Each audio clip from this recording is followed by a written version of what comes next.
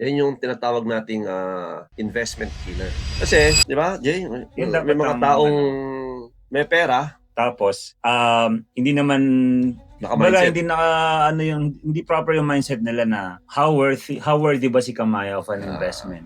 hindi lang kamaya 'no, Yeah, in let's, other properties. oo. Kasi we're talking about real estate in general, eh. Oo, Dalawa 'yun, boss, 'di ba? Yung yun nga, they have the budget but kulang sila ng proper mindset correct. na hindi pa nila ma-appreciate na gaano ka worth it na mag-invest sa mga ganitong properties. Actually, mas nagiging successful when it comes to investing, yung mga taong maliit lang yung budget pero malaki yung mindset, no? Mm, Kaysa dun sa malaki ang budget pero walang mindset, no? tama. Kaya hindi sila nakapag-invest. So makikita nyo guys, no, na mas marami po naging successful pagdating sa investment dun sa mga taong maganda ang mindset. Kasi kung iisipin natin na hindi kaya, yan yung tinatawag nating investment killer.